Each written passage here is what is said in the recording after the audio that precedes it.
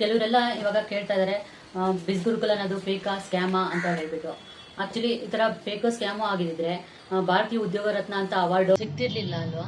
ಮತ್ತೆ ಎಲ್ಲಾನು ಕೇಳಿ ಯಾರ್ಯಾರು ರನ್ ಮಾಡಿದಾರೋ ಅವ್ರಿಗೆಲ್ಲಾನು ವಿತ್ ಟ್ಯಾಕ್ಸ್ ಡಿಡಕ್ಷನ್ ನಮ್ಗೆ ಇನ್ಕಮ್ ಬರ್ತಾ ಇರೋದು.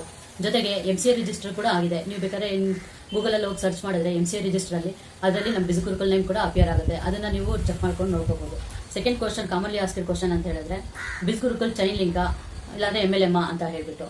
ಚೈನ್ ಲಿಂಕ್ ಅಥವಾ MLM ಆಗಿದೆ ಅಂತ ಹೇಳಿದ್ರೆ, ಇವಾಗ ನೀವು ಒಬ್ರು ಅಂಡರ್ ಎನ್ರೋಲ್ ಆಗಿದ್ದೀರಾ ಅಂತ ಹೇಳಿದ್ರೆ ನಿಮ್ಮ ಅಂಡರ್ ಕೆಳಗಡೆ ಇನ್ನ ಯಾರ್ಯಾರು ಬರ್ತಾ ಇರ್ತಾರೋ ಅವ್ರ ಅಂಡರ್ ಕೆಲವೆಲ್ಲ ಎನ್ರೋಲ್ ಆಗ್ತಾರಲ್ವಾ, ಅವಾಗ ಅವರಿಂದ ಕೂಡ ನಿಮ್ಗೆ ಅರ್ನಿಂಗ್ಸ್ ಬಂದ್ರೆ ಅದು MLM ಅಥವಾ ಚೈನ್ ಲಿಂಕ್ ಅಂತ ಹೇಳ್ಬೋದು. ಇದು ಆ ತರ ಅಲ್ಲ, ಇದು digital platform where you can learn digital skills.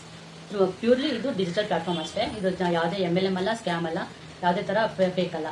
ಮತ್ತೆ most commonly asking next question ಅಂತ ಹೇಳಿದ್ರೆ, ಇವತ್ತು ರಿಜಿಸ್ಟರ್ ಮಾಡ್ಕೊಳ್ತೀವಿ, ಎನ್ರೋಲ್ ಮಾಡ್ಕೊತೀವಿ, ನೆಕ್ಸ್ಟ್ ನಾಳೆಯಿಂದಾನೇ ನಮಗೆ ಇನ್ಕಮ್ ಬರುತ್ತಾ ಅಂತ ಹೇಳ್ಬಿಟ್ಟು. ನಿಮ್ಗೆ ಗೊತ್ತಿಲ್ವಾ, ಒಂದು ಗಿಡ ಇವಾಗ ನೆಡ್ತೀವಿ ಅಂತ ಹೇಳಿದ್ರೆ ನಾಳೆ ಬೆಳಗ್ಗೆನೆ ನಮಗೆ ಹೂವು ಅಥವಾ ಕಾಯಿ ಕೊಡೋದಕ್ಕೆ ಸಾಧ್ಯನಾ? ಇದು ಅದೇ ತರನೇ.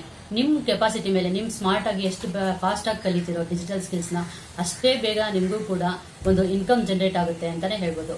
Priority is learning skills learn ಮಾಡ್ತಾ ಇದ್ರೆ ಖಂಡಿತ ನಿಮ್ಗೆ ಆದಷ್ಟು ಬೇಗ ಇನ್ಕಮ್ ಜನರೇಟ್ ಆಗುತ್ತೆ ಅಂತಾನೆ ಹೇಳ್ಬೋದು.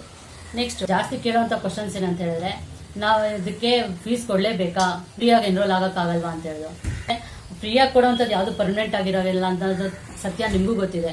ಇದು 26 ಹೈಲಿ ಪೇಯ್ಡ್ ಡಿಜಿಟಲ್ ಸ್ಕಿಲ್ಸ್ ನಿಮಗೆ ಕೊಡೋದ್ರಿಂದ ಅದಕ್ಕೆ ವ್ಯಾಲ್ಯೂ ಅಂತ ಇದ್ದೇ ಇರುತ್ತೆ. Where you can earn lakhs together from this platform.